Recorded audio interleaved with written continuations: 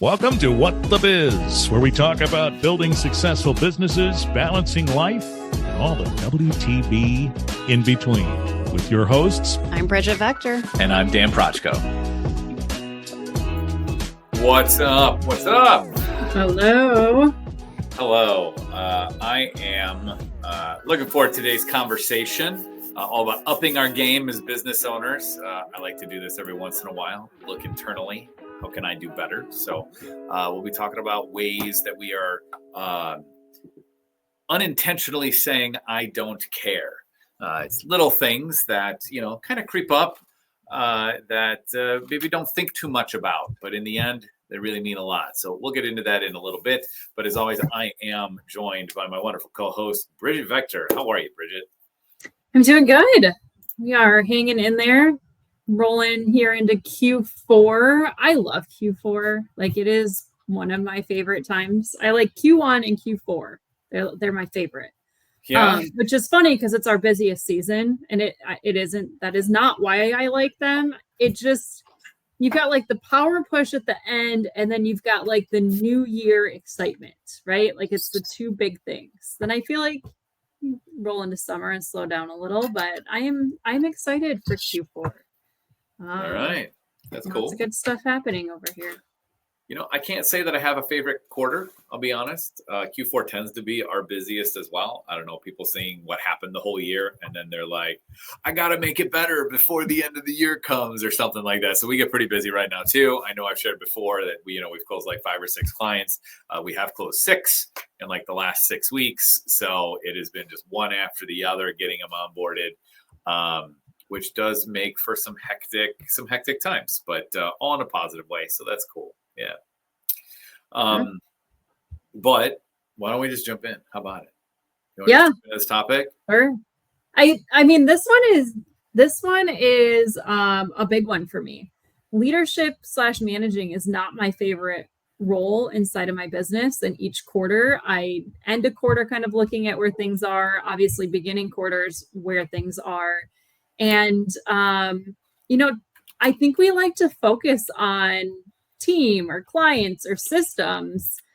And when we really take a look at us as business owners and maybe some of these like sneaky ways that we may be accidentally showing up to our team, and maybe not meaning to, but doing things that say that we don't actually care.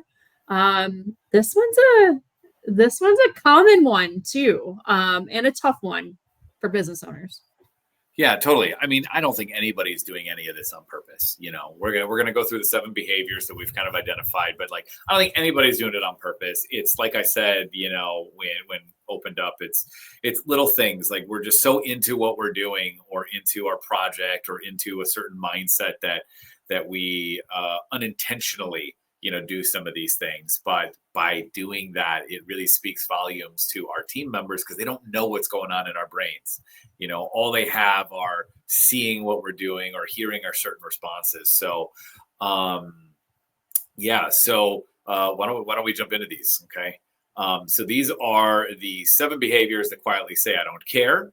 Okay. And if you're doing one or more of these consistently, your team or your partners or clients, whoever you're engaging with, a lot of the times, they're probably feeling the message, even if you're not saying it out loud. So number 1, and I got a little story behind this. 1 is showing up late to your own meetings. Okay. Look, I don't think anybody feels that their time doesn't matter. Everybody does. Okay. Especially us owners who were torn 9,000 different ways. So if somebody's going to take like 2 minutes of our time, it's just like, oh my God, I want my time back. Okay. Like that goes through my brain. Okay. That's part of this. Okay. But if you're late to every meeting, it really shows that you don't respect, other people's time, including your own.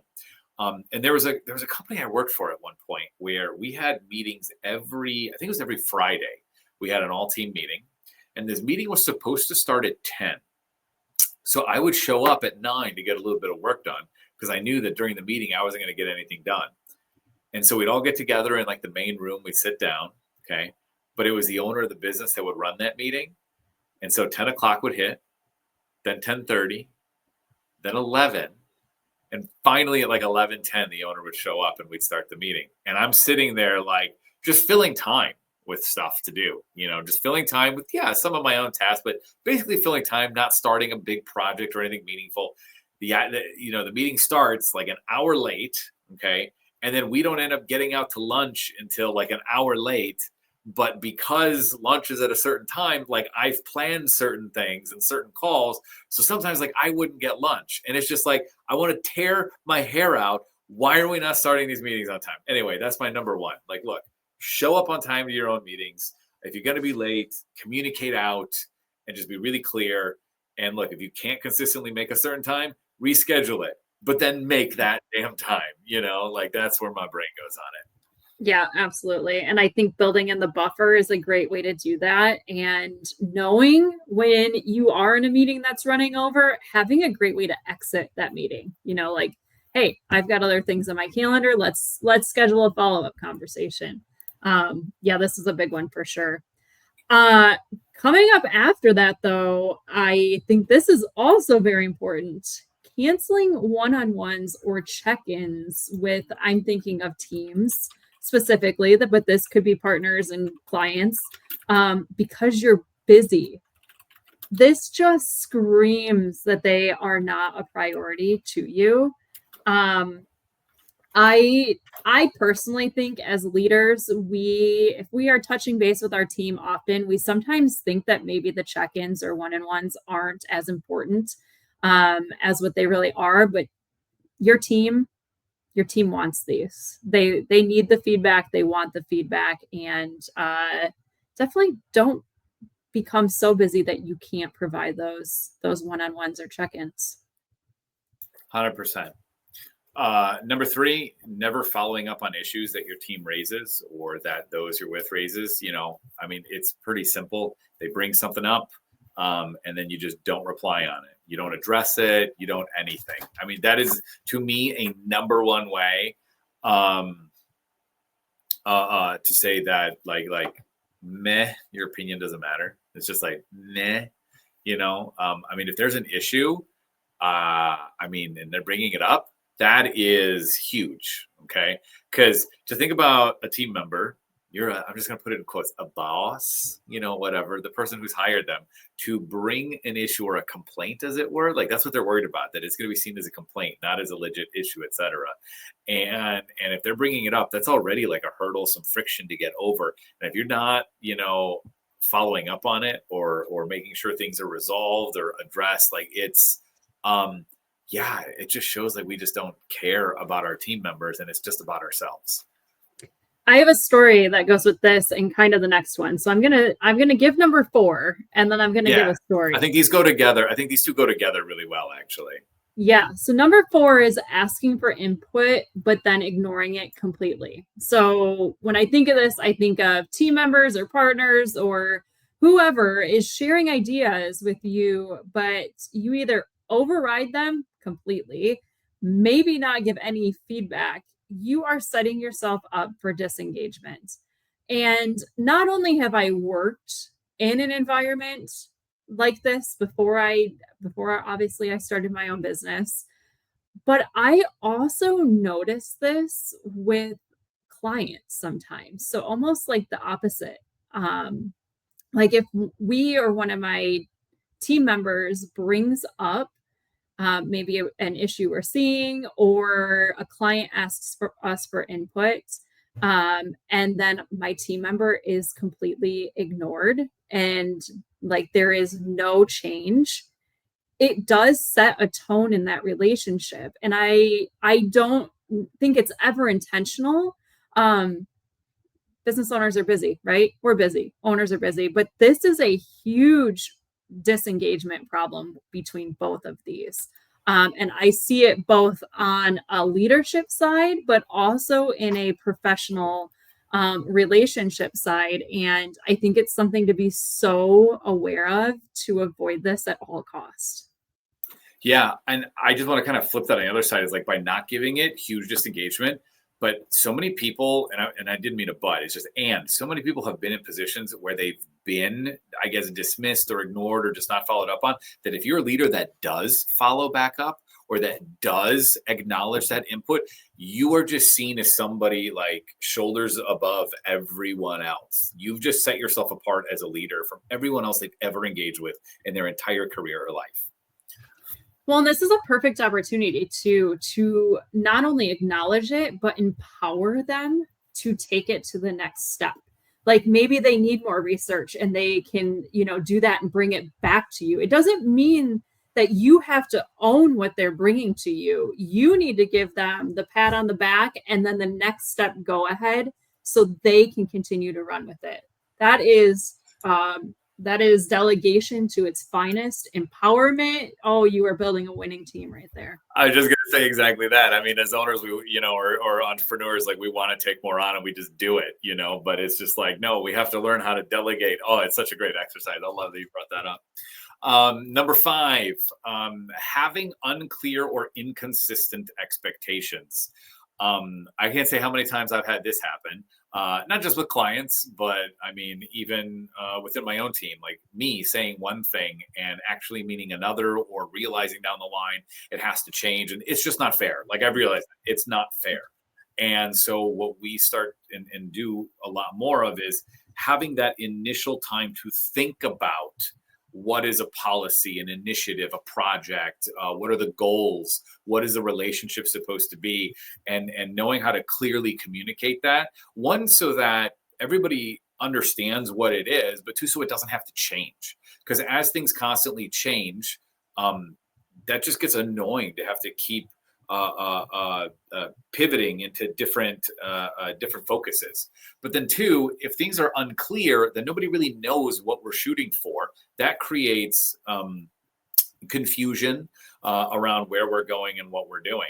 So it's really key to be able to have something that's definable. If you can make it super measurable, even better, because then it's unambiguous. It's just like, nope, we've got three pins that are standing up. We know there are 3 pins, so that's like really key here, because nobody wants to be shooting in the dark.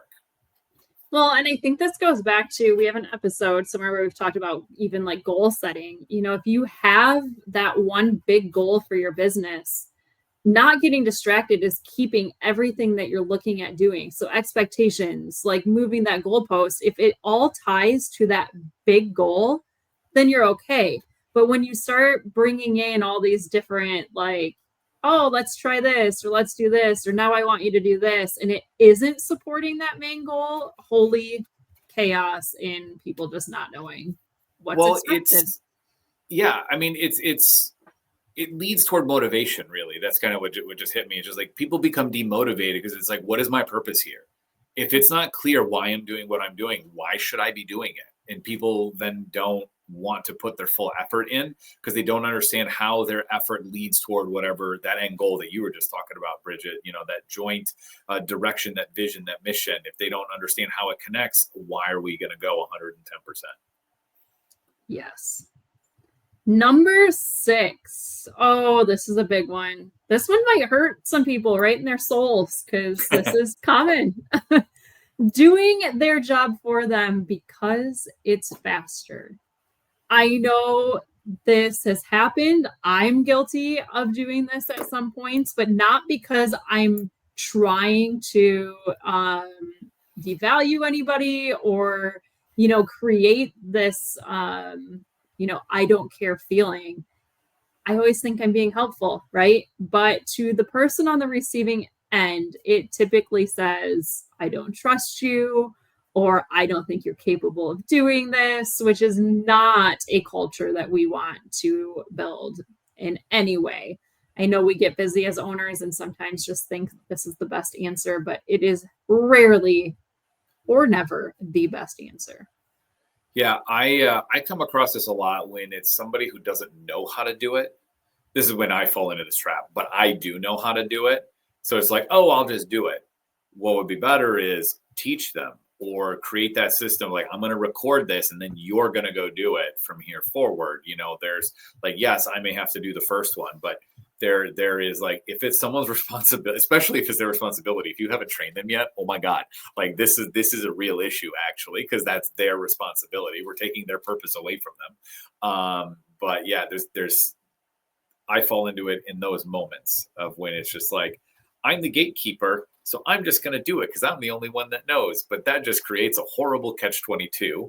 And yeah, it does breed the whole thing around they don't trust you. You know, do they feel you don't trust them? Because it's like, you're not willing to teach me, and this is something I'm supposed to know. What's going on here? You know, it's yeah, that's interesting. Yeah. Number 7, bringing chaos instead of clarity. Look, as the owner, as entrepreneurs, we're the visionary. Okay. And look, that's great. But if we're always changing direction without context or without an understanding as to why, this kind of aligns a little bit with number 5, having unclear or inconsistent expectations, but a little bit bigger because we're talking about the vision and mission of a company. If we're constantly changing the direction, I mean, your team is going to feel like they're running after a moving target. Okay. And no one really thrives in that environment. So really similar, but on a much larger scale here, thinking about the entire vision and mission of a company. If we're constantly shifting around, I mean, we got problems. This is why so many companies niche into a certain industry, is because if you're a company for everybody, yeah, 1 month you're focusing on plumbers, the next month you're focusing on soccer stadiums. And it's just like, holy cow, that is a major shift, major different paradigm of thinking, where when we can bring clarity around things, we can focus a team. And we were just joking about this a little bit earlier, because by the time you're so tired and bored of banging the drum and keeping the clarity and the focus of your team, is when they are just starting, not catching on. They're just starting to understand that there is even a vision, a mission, and some kind of clarity and focus. So when you are super annoyed and bored with constantly saying the same thing over and over again, that's when you're going to have to continue to do it for a period of time, twice the length you already did. Like that's the way I look at it, is right when you're starting to notice that you're getting really bored, that's when they are just catching on, and you need to push through that and keep going. Yeah. This one alone reminds me of, the saying that's nobody's going to care about your business as much as you do. We're like living, eating, dreaming, breathing our businesses. Like even when we want to turn it off, I think us as entrepreneurs and business owners, we're always thinking of something in our head. We know what our goals are. We know what our mission is. We know what we're trying to achieve. And I really struggled with this one. Early on in my business, I ran into and adopted this thing called like a 1-page. And it breaks down our company mission, our company vision, our values, but it also identifies like a single critical number that we are focusing on. And I used to bring this to the team consistently and gave updates around like, here's how we're succeeding in vision. Here's the great things we're doing with our core values. Here's the progress we're making towards this one critical number that's going to grow the business. I got tired of it because I'm thinking about it every single day. But when I stop bringing that to the team, they are getting lost into what are we really doing? And why am I even doing what I'm doing? So all of these things we've kind of talked about. And I think it's really easy for us as business owners to forget that we are the ones to bring consistent clarity. And I love how you said, like, you got to keep beating the same drum, because even though you've beat it yourself 8,000 times, your team hasn't heard it enough. No. Yeah. And if they don't, they're in chaos. Really. Yeah. Yeah. And it's even worse if you don't beat the drum. If you're just constantly thinking about it, on your own time and working on stuff, but you're not, communicating what that vision or mission or doing these things is, it's even worse. Because like you said, Bridget, you're right. We're thinking about it all the time. We're at dinner with the family, bam, ideas are coming in and we're processing something, but the team will never know that that's what's going on. And because we've processed so much, we're so far down the line of internalizing the vision, the mission, or our roles, our purpose, that it almost gets difficult for us to beat the drum. because we're like 6 months down in the span of a week because we've internalized so much and thought about it. But now we have to beat that drum for 6 months for a week's worth of thinking. It's like, it's insane and difficult and hard and annoying, but so valuable to do, because then you're not alone, through it all either. And I think you nailed it when you said, by the time we get there, we're bored. It's because we have been doing it for so long in our own mind that, we're ready for the next thing. But nobody's worked on the current thing. So. Yeah. There have been so many times where I've brought up an idea, like just me and Jenny even, but I bring up an idea and I just like, oh my God, we got to do this. And then that means X, Y, Z. And Jenny would just go, wait. You went from build a website to like $3 million. I think there's something in the middle here we're missing. You're like, no, it's all mapped out in my head. No, it's all there. It's all there. I said it all. Didn't you hear it? Like I said it all, and it's like, nope, I didn't. That's the equivalent of what we're talking about here, which is really funny. So let's get into fixing. Yeah. Well, I mean, I think ultimately when all of this is happening, or even pieces of this are happening, I don't think every leader does all of these things at the same time. I don't think they're signaling intentionally, but team will stop thinking creative. Like they won't have that creative side. They won't raise issues. They're going to do the bare minimum. And it isn't because your team's lazy. It's because they probably don't feel like they're being seen or heard. And it could feel unsafe. And I think this is something to just be aware of, because you can watch your culture kind of start to decay or crumble around you. And it's typically the leadership's fault, because that's where it all starts. So being aware of maybe these 7 things that we mentioned, but like you said, what's the solutions, right? Maybe you just got hit upside the head going, oh, yeah, I am definitely doing some of these things. And I'll tell you right now, you're not alone. I'm right back into, I don't think I've shared my, our little 1-page document recently, and I probably should bring that back to the forefront. So number 1 right there for me is naming it, saying it out loud, going to a team and saying, hey, I've realized that I've been dropping the ball on being clear about our vision, or I've dropped the ball on our check-ins. This is totally on me. Let's fix it right here, right now. I want to get everybody back on the same page. I can confidently say that accountability from leadership is a easy, just huge, massive way to earn respect from the team and turn the boat back around into the right direction.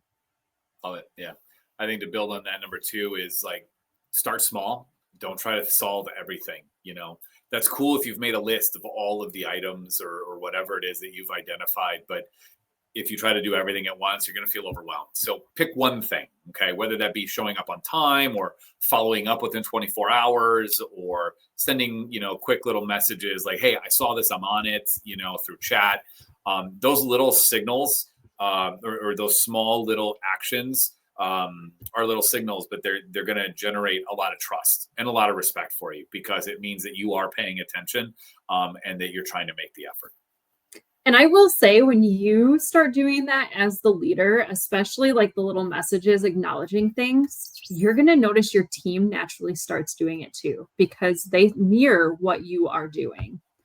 Number 3, I have a little bit more to say about this one, just because I think inviting feedback, which is what this is, and listening can be so surface level. We can't, as leaders, just ask like a very generic question of like, do you have feedback for me? Or do you need something from me? Or am I being clear enough for you? Like, that is not a way to open a conversation or get any sort of constructive dialogue going. I encourage you to use like AI, ChatGPT, something to get some deeper questions, but like go into a conversation with, and Dan, you mentioned this earlier, like measurable things, right? Like, what is one thing that I can do better this month to support you or make your job easier? Or something that is just a much more in-depth question, because when you leave it vague and open-ended, you are going to get vague and open-ended, non-meaningful responses, and that's not going to help anybody. Oh, 100%. I mean, think about when somebody says, like, you're really hungry, you've been hungry for a while.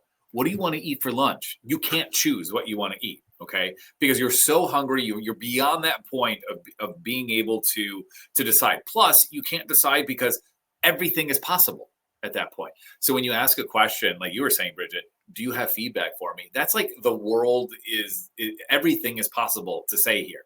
Like it's so difficult to get feedback, because what you want is something focused. You want to know, just like you said, what's that one thing? Or hey, if we're thinking about improving XYZ, what can I do better next week? Or how can I help you? What's something that you need in place for yourself? Or what is, whatever that is, just something more pointed, more specific that puts limits and walls around the feedback. We as humans, for whatever reason, we're much better at it when we do that. Because when there are no limits and the gates are totally open, it's impossible to make a choice. It's choice paralysis is really what it is, even when it comes to feedback. So I really love that one. Yeah.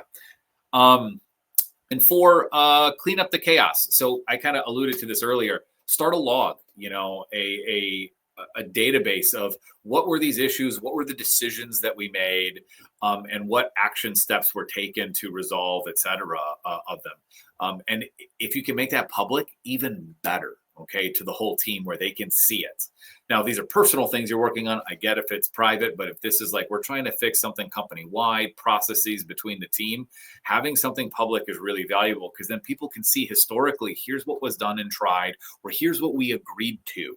I can go back and check that to see what are those pieces that are supposed to be happening. But also, if you as the leader have agreed and promised to do something, there's a place where people can see what you're going to be working on behind the scenes, where it's not always going to be visible, but it's there so that they can pay attention to, am I seeing different behaviors? Am I hearing different language?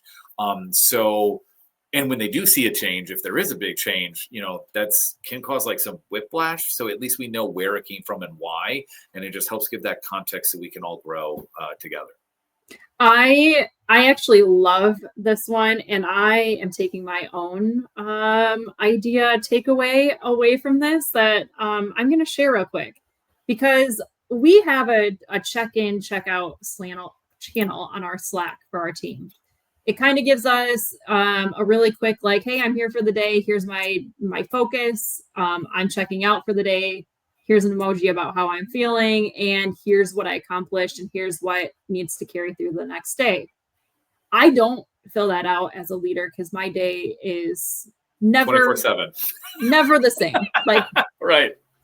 I could check in at 4 a.m. some days, and I don't think the team needs that. But this leadership update, I was just thinking as you were talking, it would be so easy for me to give like an end of the week, like on a Friday, like a quick report of like, hey, here's what I've kind of done this week. Here's how this is supporting our overall goal. Here's where I'm stuck and may need you guys next week, and it really could set the tone, because I think as leaders, team members can sometimes feel like, what are they actually doing? And in our mind, we're like, how are we actually even getting sleep at this point? And there's a disconnect there, right? Because we're seeing what they're doing, but they're not necessarily seeing what we're doing behind the scenes. So I'm going to test that out. Yeah, that made me just think, there was a couple organizations, and even my pocket, we like to celebrate wins and or talk about how people's actions have impacted progress toward goals. And I don't know if I don't want to make you promise to do something, but like it just feels like that's a great way to use that as well, especially if you're checking in weekly of like, here's what I've noticed this whole week, here's some props that I want to give, here's where we're at on certain goals, and like you said, then the other items of how we can check what I'll be looking for help with next week, et cetera, those kind of things. But I love it. I think that's an awesome idea. So yeah, I want to hear from you how that goes. That's all. I want to hear from you how that goes afterwards. Yeah, totally. Yeah. We have the wins. I think it's the piece about me that's missing, where they're just kind of gotcha. Like, question mark. Question mark. Like, Yeah. what is she doing? Because you're so right. Like I just said, we're thinking about things at weird times, and we're even then going back to work and doing a little bit here and there. Whether it's healthy or not is another story. But it's just like, I know I've caught myself at 9 o'clock, like, oh my God, this, oh, let me go down quickly, blah, blah, blah. And then but it's like, yeah, I don't think my team wants to know that I'm back at work at 11:30 at night or 2 in the morning or 4, like not a Well, thing. and especially when you talk to your team throughout the day too, right? Like you may already kind of just have messages going. So like Yeah. you're around, you're talking, but it isn't updates to close the chaos gaps, I guess. Right. Or like, where are we really getting? So Yeah. Yeah. So, I mean, I guess to everybody listening, this might feel overwhelming. Just know we're not telling you to become somebody different than who you are. Okay. You are you. You're not going to change that. Okay. And we don't want you to. There's some, and you shouldn't want to either. The reason you've been as successful as you are is because of who you are. That's to be celebrated. But look, you want to become a better version of yourself that others can trust, they can follow, believe in you. That's all that we're talking about here, is that doing these things are just going to help you become that. Yeah. And culture doesn't fall apart because of one ginormous thing in your business. I think the best way to put this is that it dies by 1,000 tiny cuts, and almost all of them are not anything intentional. So there's always a way to come back. Trust can be rebuilt. Culture can be restored. So if you're listening to this going, oh my gosh, maybe this is what's going on with my team. Great. Like, yup, you're probably squirming, but this is where the growth is going to happen.